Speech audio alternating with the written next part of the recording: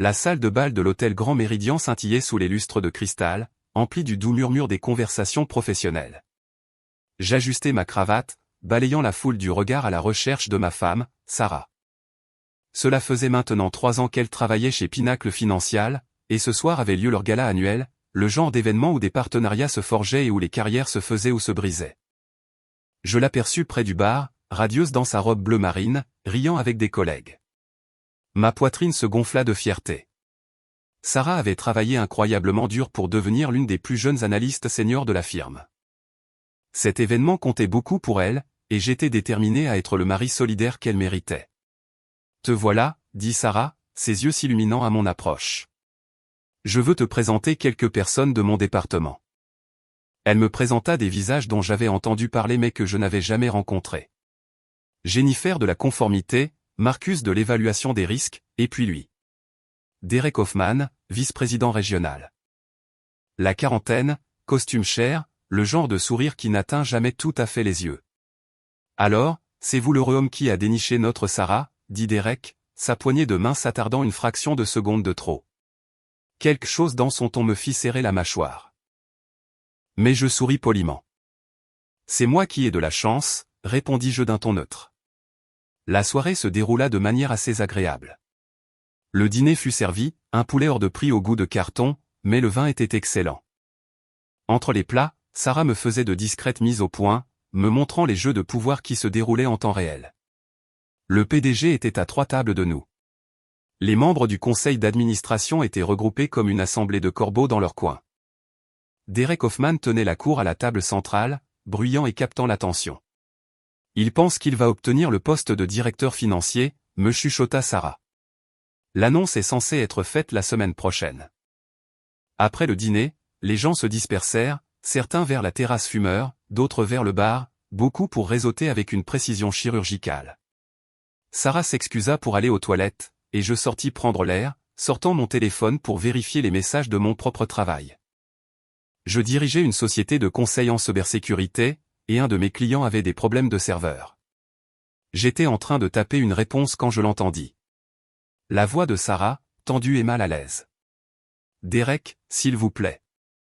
Je dois vraiment y retourner. » Je me déplaçai sans réfléchir, contournant le coin où un couloir isolé menait aux toilettes. Ce que je vis me glaça le sang. Derek avait acculé Sarah contre le mur, une main posée à côté de sa tête, l'autre reposant de manière bien trop familière sur sa taille. Son visage était à quelques centimètres du sien, et même à 6 mètres de distance, je pouvais voir la peur dans ses yeux, masquée par une politesse professionnelle. « Allez, Sarah, » disait-il, ces mots légèrement pâteux. « Tout le monde sait que c'est grâce à moi que j'ai poussé pour cette promotion dans ton équipe. Tu ne penses pas que ça mérite un peu de gratitude ?» Sa main glissa plus bas et le visage de Sarah devint blême. « Retirez vos mains de ma femme. » Ma voix sortit, d'un calme mortel, le genre de calme qui précède la tempête. Derek se retourna, son expression passant successivement de la surprise à l'irritation, puis au calcul. « Et, mon pote, on ne faisait que discuter.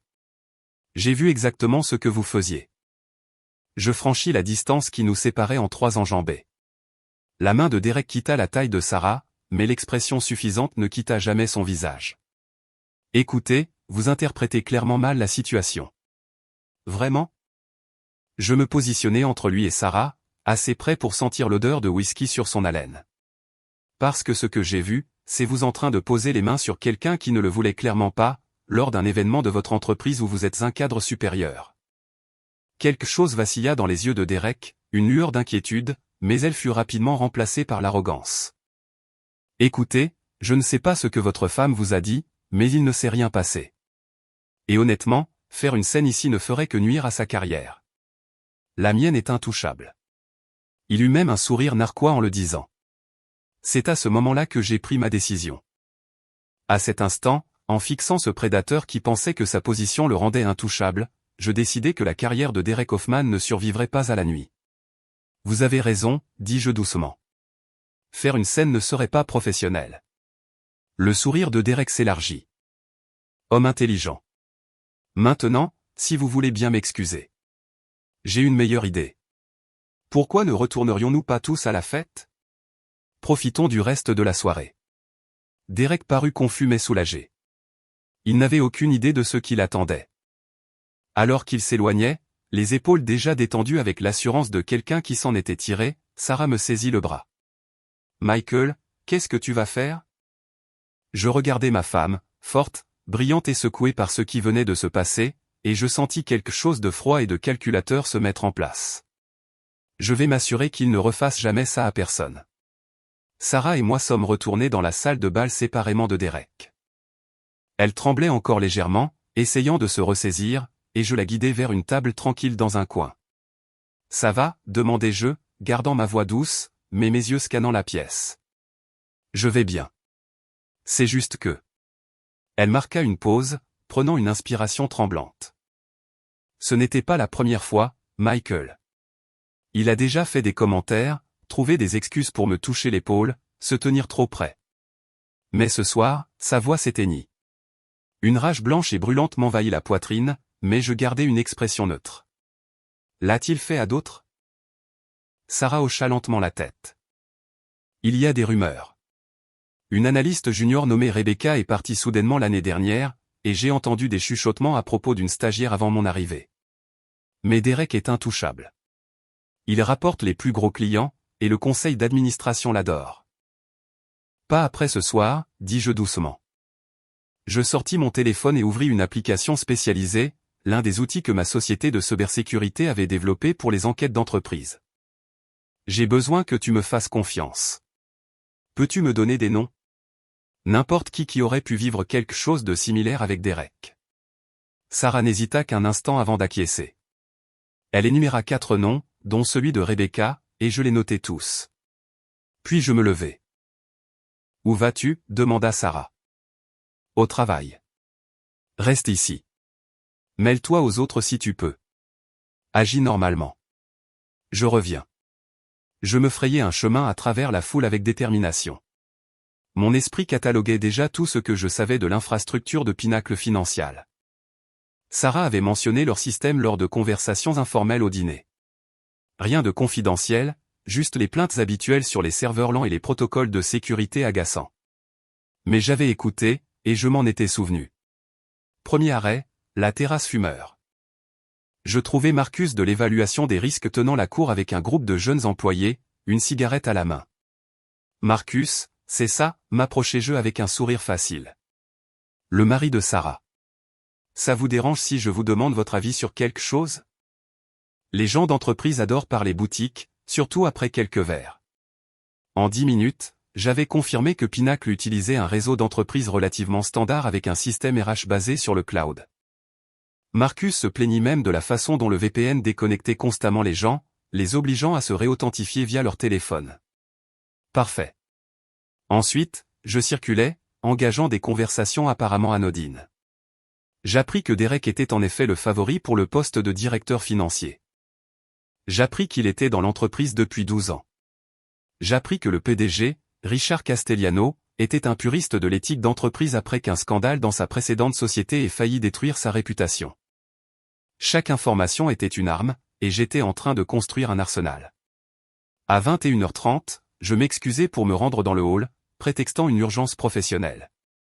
L'hôtel disposait d'un centre d'affaires, une petite pièce avec 3 ordinateurs et une imprimante. Il était vide. Je m'assis, fis craquer mes doigts et me mis au travail. Des années de conseil en cybersécurité m'avaient appris quelque chose d'important, le maillon le plus faible de tout système de sécurité n'est pas la technologie, ce sont les gens. Et lors d'événements d'entreprise, les gens se sentent à l'aise. Ils consultent leurs emails sur le Wi-Fi non sécurisé de l'hôtel. Ils se vantent de leur niveau d'accès. Ils laissent leur téléphone sans surveillance. J'ouvris mon ordinateur portable et activai un scanner de réseau. Le Wi-Fi de l'hôtel était, comme prévu, mal sécurisé. En quelques minutes, j'avais identifié tous les appareils connectés au réseau. Je filtrai par les emails des employés de Pinacle Financial. Il y avait 37 connexions actives. Le téléphone de Derek en faisait partie, et cet imbécile consultait ses emails professionnels sur un réseau non sécurisé. Je déployai une attaque de l'homme du milieu, me positionnant entre l'appareil de Derek et le serveur de messagerie. Il fallut exactement 4 minutes pour capturer son jeton d'authentification.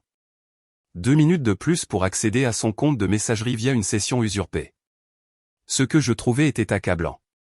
Des centaines de mails. Des commentaires inappropriés à des employés. Des messages qui commençaient de manière professionnelle et devenaient lentement prédateurs. Et puis, le jackpot, un dossier entier intitulé « RH confidentiel » auquel Derek n'avait aucune raison d'accéder. À l'intérieur se trouvaient des plaintes. 3 plaintes officielles d'employés au cours des 5 dernières années. Une de Rebecca, l'analyste junior que Sarah avait mentionnée. Une autre d'une stagiaire nommée Melissa Chen. Une troisième d'une femme nommée Patricia Gomez qui avait été directrice senior. Chaque plainte était détaillée, crédible et spécifique, et chacune avait été mystérieusement résolue, la plaignante quittant l'entreprise ou acceptant de généreuses mutations dans des départements différents, dans des états différents.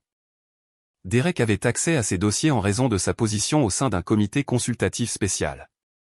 Il avait connaissance de chaque plainte déposée contre lui et avait clairement utilisé son influence pour les étouffer. Je téléchargeais tout, email, plaintes, invitations de calendrier montrant des réunions privées avec de jeunes employés, notes de frais indiquant des dîners somptueux avec des subordonnés, et même une série de SMS qu'il avait synchronisés avec sa messagerie, y compris certains de ce soir. Se vantant auprès d'un ami de « mater la nouvelle analyste senior, ma femme ». Mes mains tremblaient de rage, mais je me forçais à rester concentré. Les preuves ne sont utiles que si elles sont présentées correctement. Je créai une nouvelle adresse email en utilisant un service anonyme sécurisé. Puis je compilai un document complet, une chronologie du comportement de Derek étayé par ses propres emails et les plaintes étouffées. J'inclus des captures d'écran, des métadonnées, tout ce qui était nécessaire pour vérifier l'authenticité. Mais je ne l'envoyais pas encore. Derek avait dit que sa carrière était intouchable. J'allais lui prouver qu'il avait spectaculairement tort, mais il me fallait le moment parfait, public, indéniable et dévastateur. Je retournai dans la salle de bal 50 minutes après mon départ. Sarah croisa mon regard de l'autre côté de la pièce, l'inquiétude se lisant sur son visage. Je lui fis un petit signe de tête. Derek était au bar, riant bruyamment, une main sur l'épaule d'une jeune femme que je ne reconnaissais pas. Elle avait l'air mal à l'aise. Je vérifiai ma montre. 22h15. Le PDG devait prononcer son discours de clôture à 23h, suivi du toast traditionnel. C'est à ce moment-là que les annonces importantes étaient faites. C'est à ce moment-là que je ferai exploser la carrière de Derek Hoffman. La salle de bal bourdonnait de cette énergie particulière d'un événement qui touche à sa fin. Les cravates se desserraient, les rires étaient plus forts, les inhibitions abaissées par l'alcool haut de gamme. Je regardais Derek tenir la cour près du bar, sa voix portant à travers la pièce alors qu'il racontait une histoire qui faisait glousser docilement son cercle d'admirateurs. La jeune femme qu'il avait touchée avait réussi à s'extirper, et je vis le soulagement traverser son visage alors qu'elle s'échappait vers un groupe de collègues plus âgés. Je trouvai Sarah près de la table des desserts, déchiquetant nerveusement une serviette. « Tout va bien se passer », murmurai-je en lui touchant doucement le coude.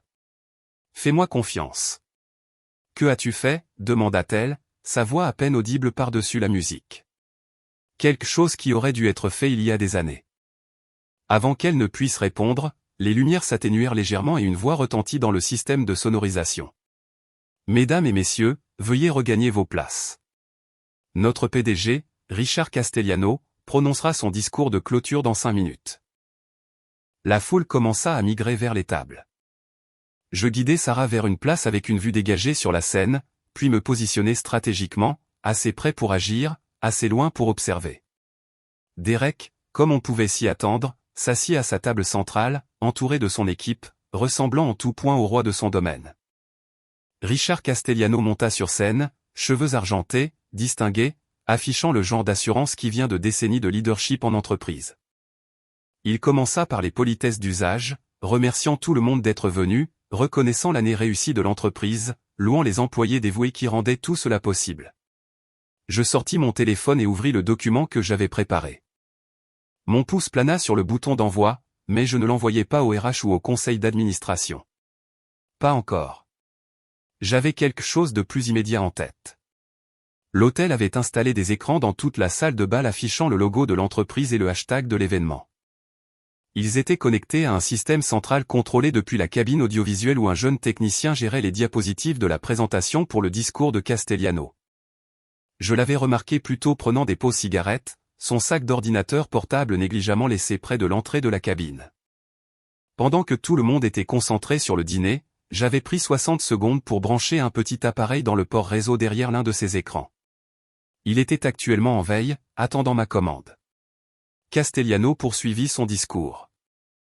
Alors que nous nous tournons vers l'avenir, je me souviens que notre plus grand atout n'est pas notre portefeuille ou notre position sur le marché. Ce sont nos employés. C'est la culture que nous avons bâtie ensemble, fondée sur le respect, l'intégrité et l'excellence. L'ironie était presque douloureuse. Je jetai un coup d'œil à Derek, qui hochait la tête en signe d'approbation, l'image même d'un cadre respecté. Ma mâchoire se serra. Et en parlant de nos employés, continua Castellano, j'ai le plaisir d'annoncer plusieurs promotions qui prendront effet au prochain trimestre. La salle devint silencieuse d'anticipation. C'était le moment où les carrières se faisaient. Tout d'abord, j'aimerais saluer Derek Hoffman, dont le leadership dans la région Ouest a été exceptionnel. Mon rythme cardiaque s'accéléra. C'était le moment. Ma fenêtre d'opportunité se refermait. Alors que Castellano continuait à faire l'éloge de Derek, j'activai mon appareil. Il fallut 3 secondes pour établir la connexion avec le système audiovisuel. 5 secondes de plus pour outrepasser les commandes d'affichage. Et c'est donc avec un grand plaisir que j'annonce. Les écrans changèrent. Castellano s'interrompit au milieu de sa phrase.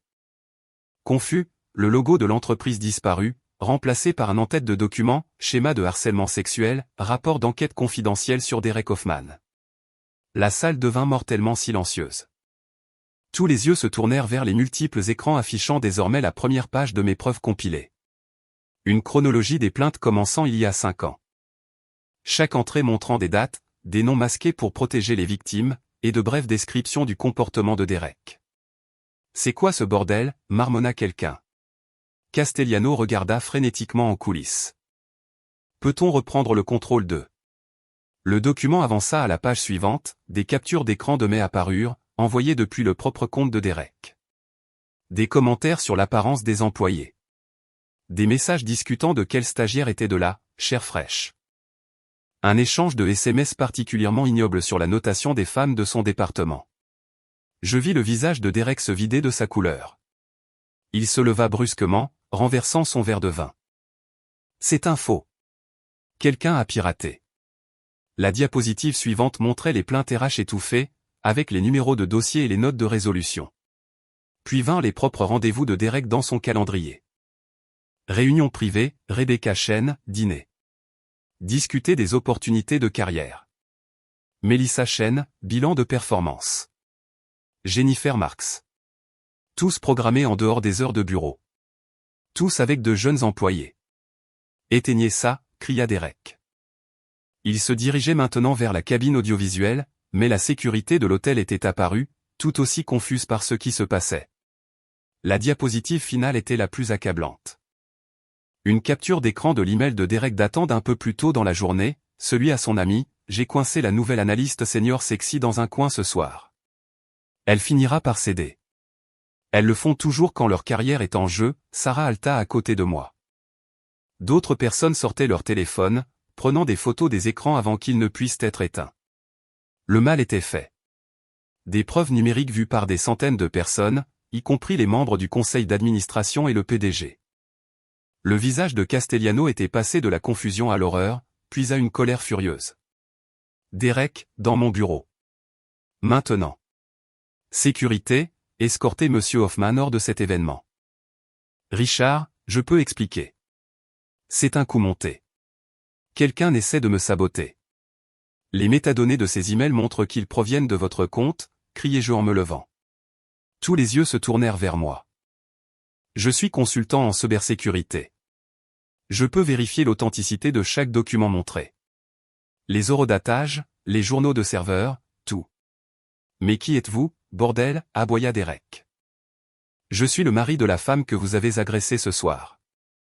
La femme mentionnée dans cet email que vous avez envoyé. Celle que vous avez dit qui finirait par céder. La salle explosa. Des halètements, des murmures de colère, des gens se levant pour mieux voir. Sarah se tint à mes côtés, sa main trouvant la mienne, la serrant fort. Le visage de Derek se tordit de rage et de panique. Vous ne pouvez rien prouver. C'est un piège. En fait, si, coupa une voix dans le chaos. Une femme dans la quarantaine, professionnelle, le visage déterminé, se leva. Je peux le corroborer. Derek Hoffman m'a harcelé sexuellement il y a 3 ans. J'ai déposé une plainte qui a été mystérieusement étouffée. Je m'appelle Patricia Gomez. Une autre femme se leva. Rebecca Chen. Il m'a fait la même chose. J'ai quitté l'entreprise parce que personne ne voulait m'écouter. Puis une autre, et encore une autre. 4 femmes au total, chacune donnant son nom, chacune confirmant son expérience avec Derek Hoffman. Les preuves sur les écrans, combinées aux témoignages en direct, étaient irréfutables. La sécurité atteignit Derek, lui prenant les bras. Il se débattit brièvement, puis sembla se dégonfler, la réalité de sa situation s'abattant sur lui. Alors qu'il le conduisait vers la sortie, il croisa mon regard. L'arrogance avait disparu, remplacée par une haine pure. « Tu es mort » articula-t-il sans un bruit. Je souris froidement. Non. C'est ta carrière qui l'est. La salle de bal du Grand Méridien s'était transformée d'une célébration en une scène de crime. Pas littéralement, mais l'atmosphère était identique. Des groupes d'employés se blottissaient les uns contre les autres, leurs voix basses et urgentes. Les membres du conseil d'administration avaient disparu dans une salle de conférence annexe avec Richard Castellano. Le personnel de l'hôtel se tenait figé, ne sachant s'il fallait nettoyer ou préserver les preuves. Et au centre de tout cela, Sarah et moi étions assis, un îlot de calme dans une mer de chaos. Mon téléphone vibrait sans cesse. L'email anonyme que j'avais préparé avait été envoyé automatiquement au moment où le système audiovisuel avait été piraté, parfaitement synchronisé. Il était parti au conseil d'administration, au département des RH, à l'équipe juridique de Pinacle Financial, et, pour faire bonne mesure, à la division du droit du travail de 3 grands cabinets d'avocats connus pour représenter les victimes de harcèlement en entreprise. Monsieur Whitmore, une femme d'une 60aine d'années s'approcha de notre table, son expression grave mais respectueuse. La plaque nominative à sa place indiquait Margaret Fisk, présidente du conseil d'administration. Je vais avoir besoin de parler à vous deux en privé. Nous la suivîmes dans une plus petite salle de conférence où Castellano et 2 autres membres du conseil attendaient. Le PDG semblait avoir vieilli de 10 ans en 20 minutes. Soyons très clairs, commença Margaret, s'asseyant dans un fauteuil avec l'autorité de quelqu'un qui avait commandé des salles de conseil pendant des décennies. Ce qui s'est passé ce soir est inadmissible. Le harcèlement lui-même, les plaintes étouffées, l'abus d'accès aux dossiers confidentiels des RH, tout. Elle me fixa d'un regard perçant. Cependant, Monsieur Whitmore, la méthode que vous avez utilisée pour exposer cette information était également très irrégulière, piratage des systèmes de l'entreprise, interception de communications privées. Toutes les communications de Derek ont été consultées via son propre appareil compromis sur un réseau non sécurisé, l'interrompis-je calmement. Il consultait les emails de l'entreprise sur un Wi-Fi public sans protection VPN. Je n'ai pas piraté vos systèmes. J'ai documenté ce qu'ils diffusaient par négligence. N'importe quel audit de cybersécurité compétent aurait signalé son comportement comme un risque de sécurité massif. Castellano se pencha en avant. Vous dites que notre vice-président des opérations compromettait la sécurité de l'entreprise. Je dis que Derek Hoffman avait la conscience de la sécurité d'un adolescent. Son mot de passe était Pinacle 2023. Je n'ai même pas eu besoin de le cracker. Il était visible dans les données de remplissage automatique en cache. Il avait des dossiers RH confidentiels stockés dans sa messagerie personnelle. Il discutait d'informations confidentielles sur les clients par SMS. Si je menais un audit professionnel, son accès aurait été résilié immédiatement. Margaret échangea des regards avec les autres membres du conseil. C'est un désastre. Le désastre, c'était de laisser Derek agir sans contrôle pendant 5 ans, dis-je doucement. Ceci est la correction. Sarah prit enfin la parole, sa voix stable malgré le tremblement que je sentais dans sa main. Je veux être clair sur quelque chose. Michael n'a pas fait ça par vengeance. Il l'a fait parce que votre entreprise a échoué à protéger ses employés. 3 femmes ont déposé des plaintes officielles. Elles avaient des preuves. Elles ont suivi les canaux appropriés et elles ont été réduites au silence. Nous n'avons jamais vu ces plaintes, dit Castellano, mais sa voix manquait de conviction. Parce que Derek siégeait au comité consultatif qui les examinait, dis-je en sortant mon téléphone et en affichant les journaux de messagerie que j'avais sauvegardés. Il avait accès à chaque plainte déposée contre la haute direction. Il savait exactement ce que chaque femme avait dit, et il a utilisé son influence pour les étouffer. L'une a été payée avec une promotion à votre bureau de Denver. À 3000 km de là. Une autre a reçu une lettre de recommandation élogieuse et a été encouragée à poursuivre des opportunités ailleurs.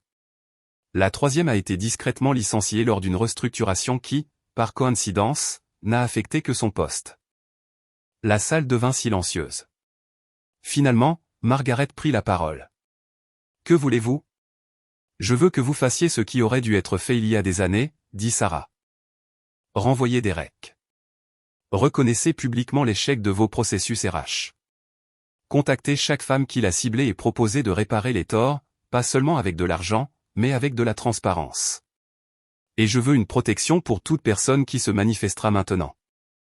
L'emploi de Derek sera résilié avec effet immédiat, confirma Margaret. Nous allons lancer une enquête complète, et Monsieur Whitmore, j'aimerais engager votre cabinet pour mener un audit de sécurité complet de nos systèmes et processus RH. J'acquiesçai. À une condition. Ma femme est intouchable pour toute forme de représailles. Sa carrière continue sans être perturbée, et vous le faites savoir très clairement à toute l'entreprise qu'elle est protégée. D'accord, dit immédiatement Castellano.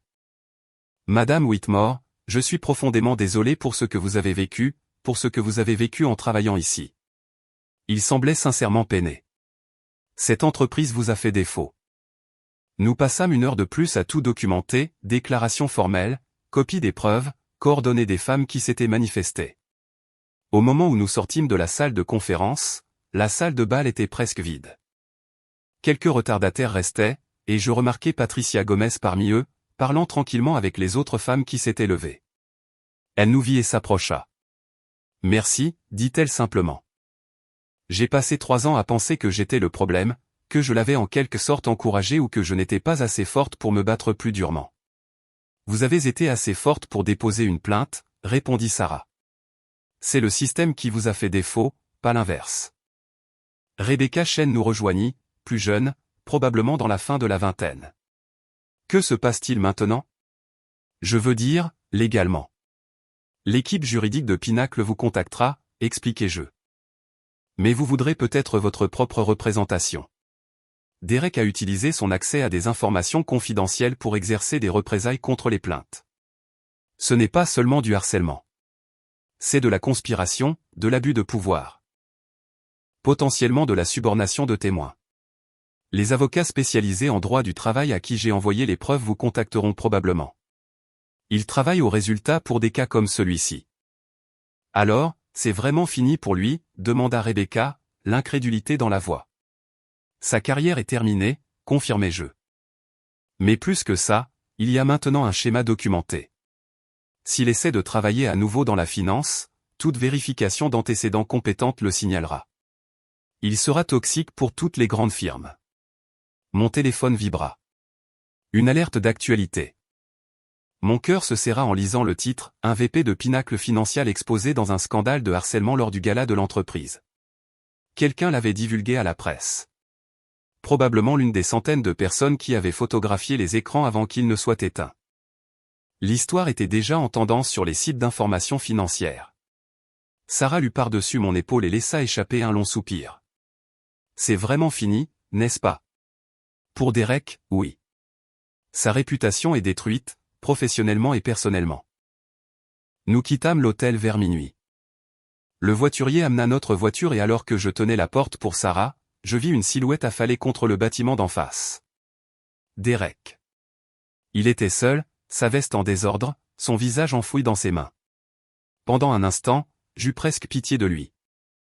Puis je me souvins de sa main sur la taille de Sarah. De son sourire suffisant quand il avait dit que sa carrière était intouchable. De l'email se vantant de cibler ma femme. Des 3 autres femmes dont les carrières avaient été déraillées. Des innombrables autres qui étaient restées silencieuses. Penses-tu que nous avons bien fait? Demanda Sarah alors que je m'insérais dans la circulation. Je pense que nous avons fait la seule chose qui pouvait vraiment fonctionner, répondis-je. Les gens comme Derek ne réagissent pas aux plaintes discrètes ou aux canaux appropriés. Ils réagissent aux conséquences. Des conséquences publiques et inévitables. Il va nous poursuivre en justice. Tu le sais, n'est-ce pas? Qui les sait? Tout ce à quoi j'ai accédé l'a été par sa propre négligence sur un réseau public. Je n'ai pas piraté les systèmes de Pinacle. J'ai documenté ces failles de sécurité, et les preuves parlent d'elles-mêmes. Nous roulâmes en silence pendant un moment. Finalement, Sarah reprit la parole. Merci de m'avoir cru. D'avoir fait quelque chose quand le système ne le voulait pas, je tendis la main et pris la sienne. Toujours. 3 semaines plus tard, j'étais assis dans mon bureau à domicile, examinant des contrats, quand Sarah apparut à la porte, une tablette à la main, une expression indéchiffrable sur son visage. Tu dois voir ça, dit-elle. L'article sur son écran provenait d'un grand média financier, Pinacle Financial règle un recours collectif. Cette femme supplémentaire se manifeste contre l'ancien VP Derek Hoffman. Je parcourus rapidement l'article. Après notre exposition de Derek au gala, 6 autres femmes avaient contacté la nouvelle ligne d'éthique indépendante de Pinacle. Leurs histoires suivaient le même schéma. Des commentaires inappropriés escaladant vers des attouchements non désirés.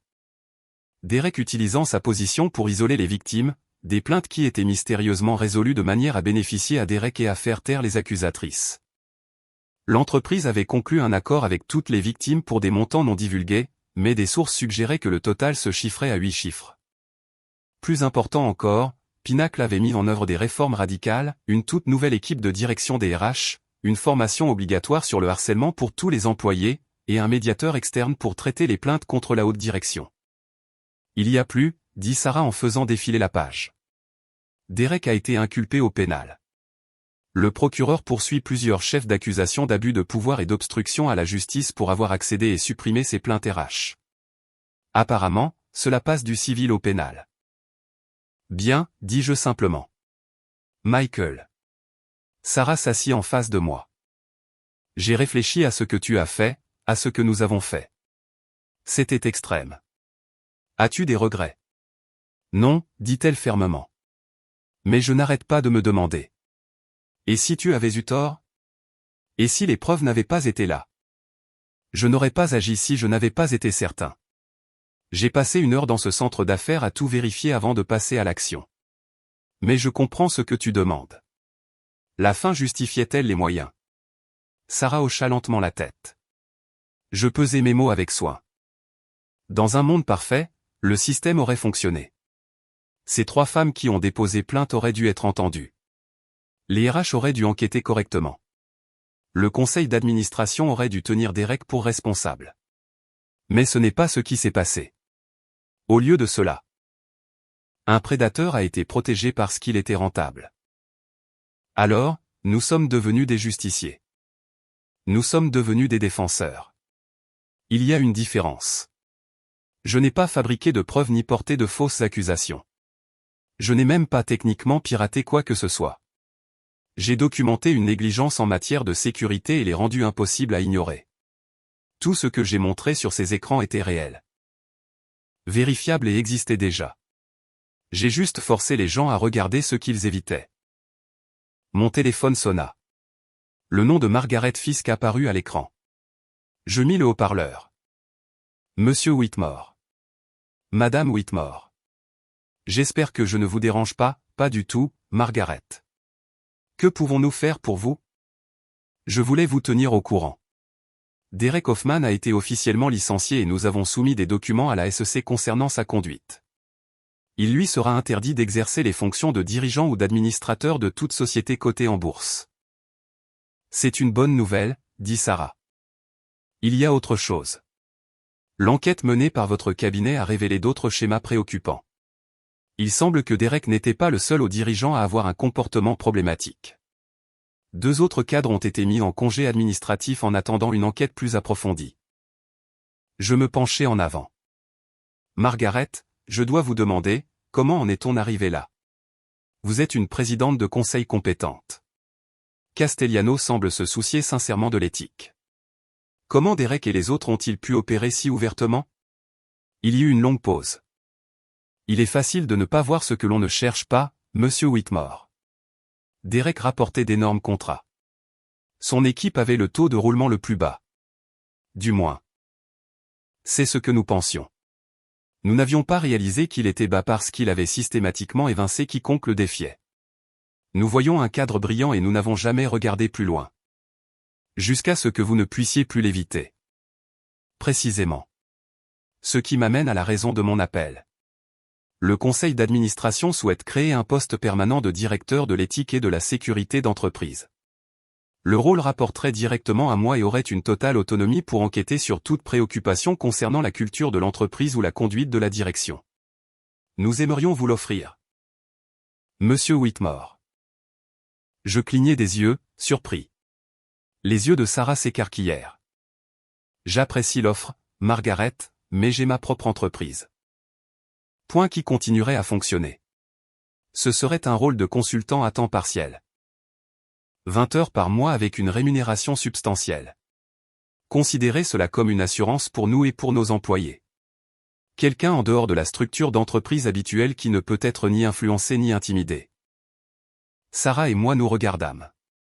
Elle fit un petit signe de tête. J'aurais besoin d'une autonomie complète, dis-je. Aucune exigence de rapport qui pourrait compromettre les enquêtes. Un accès direct à tous les systèmes et dossiers, et une protection des lanceurs d'alerte pour quiconque viendrait me voir avec des préoccupations. Accordé. Je demanderai à notre équipe juridique de rédiger l'accord. Après avoir raccroché, Sarah rit, un son de pur soulagement et d'épuisement. On l'a fait. On l'a vraiment fait. Tu l'as fait, la corrigé-je. Tu as été assez courageuse pour me dire ce qui s'est passé. Tu as été assez forte pour te lever dans cette salle. Je n'ai fait que fournir l'expertise technique. Tu as détruit la carrière d'un prédateur et forcé toute une entreprise à faire face à ses échecs. C'est un peu plus que de l'expertise technique. Ce soir-là, nous avons commandé à emporter et nous sommes assis sur notre terrasse, regardant le coucher de soleil peindre le ciel de nuances d'orange et de violet. Sarah était silencieuse, digérant tout ce qui s'était passé depuis cette nuit au gala. « Penses-tu que Derek travaillera à nouveau un jour » demanda-t-elle. Pas à un poste de pouvoir. Les accusations pénales s'en assureront. Mais honnêtement, je me fiche de ce qui arrive à Derek.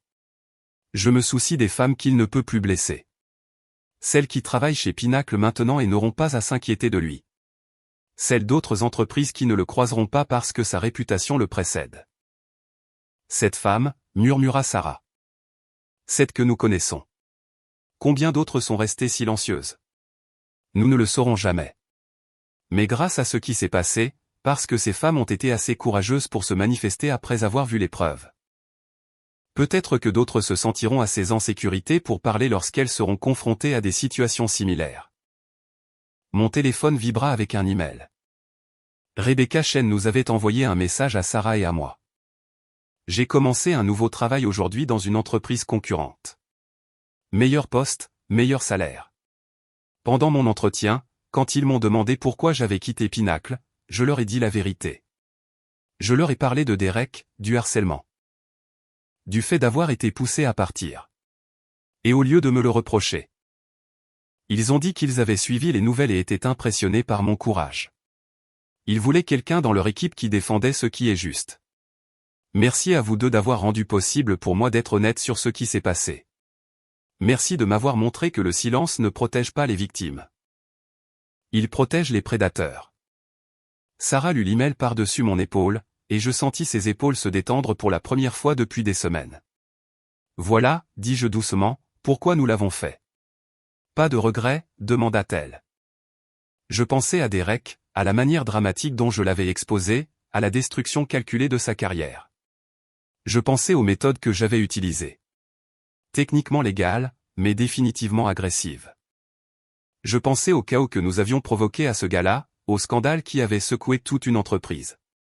Aucun regret, confirmai-je. Je le referai sans hésiter. Sarah m'embrassa sur la joue. Mon ange vengeur. Ton mari, l'a corrigé-je, qui se trouve être très doué avec les ordinateurs. 3 mois plus tard, Pinacle Financial fit de nouveau la une des journaux, mais cette fois pour avoir été nommée l'une des meilleures entreprises en matière de sécurité au travail et de protection des employés. Leur politique réformée devint un modèle pour l'industrie. D'autres entreprises commencèrent à me contacter, souhaitant des postes de surveillance similaires. Certaines voulaient éviter de devenir le prochain scandale. D'autres essayaient de réparer des cultures qui étaient déjà devenues toxiques. Le procès de Derek Hoffman était prévu pour le printemps suivant. Le bureau du procureur était confiant quant à la condamnation. Les preuves étaient accablantes, et plusieurs victimes avaient accepté de témoigner. Derek avait tenté de contacter Sarah une fois par l'intermédiaire d'un avocat, suggérant que nous avions fabriqué des preuves. Son avocat l'a laissé tomber 3 jours plus tard, lorsque notre documentation s'est avérée irréfutable. Tard un soir, je fermais mon ordinateur portable quand Sarah apparut avec 2 verres de vin. « À quoi tu penses » demanda-t-elle en me tendant un verre. Juste à cette nuit-là. Comment un seul moment a tout changé? Penses-tu que nous avons changé les choses? Vraiment? Ou avons-nous juste éliminé un méchant pendant que le système reste défaillant? Je considérais la question. Les deux, peut-être. Nous avons définitivement éliminé Derek, mais nous avons aussi prouvé quelque chose d'important, ces choses ne peuvent pas rester cachées si quelqu'un est assez déterminé pour les exposer. Avant cette nuit-là. Tout le monde chez Pinnacle savait qu'il y avait des rumeurs sur Derek. Mais les rumeurs sont faciles à ignorer. Des preuves affichées publiquement lors d'un gala d'entreprise, vu par des centaines de personnes. C'est impossible à ignorer. Tu as rendu impossible pour eux de détourner le regard. Nous l'avons rendu impossible, l'a corrigé je. C'est toi qui t'es levé. C'est toi qui as donné à d'autres femmes le courage de parler. Je n'ai fait que fournir la pyrotechnie. Sarah rit. Quelle pyrotechnie? Nous restâmes assis dans un silence confortable, sirotant notre vin. Quelque part à travers la ville, Derek Hoffman était probablement assis dans le bureau de son avocat, se préparant pour son procès, regardant sa vie s'effondrer. Je n'avais pas pitié de lui. Je me sentais satisfait. La justice n'est pas toujours propre. Elle n'est pas toujours rendue par les voies appropriées avec un protocole parfait. Parfois, la justice exige que quelqu'un soit prêt à défoncer des portes qui auraient dû être ouvertes des années auparavant. Parfois, elle exige une exposition dramatique de vérité que des personnes puissantes ont passé des années à cacher. Et parfois, juste parfois, la justice exige un mari qui refuse de laisser quiconque blesser sa femme et s'en tirer. À la justice, dit Sarah en levant son verre. À la responsabilité, répondis-je, trinquant avec elle. Le soleil se couchait sur la ville, peignant le ciel de rouge et d'or brillant. Quelque part, des femmes travaillaient dans des bureaux, en sécurité, sachant que les prédateurs faisaient face à des conséquences. Quelque part, des hommes comme Derek apprenaient que le pouvoir n'équivalait pas à l'immunité. Quelque part, le système s'améliorait lentement, trop lentement, mais de manière mesurable. Et dans notre maison, Sarah et moi étions assis ensemble, sachant que nous avions joué notre rôle dans ce changement.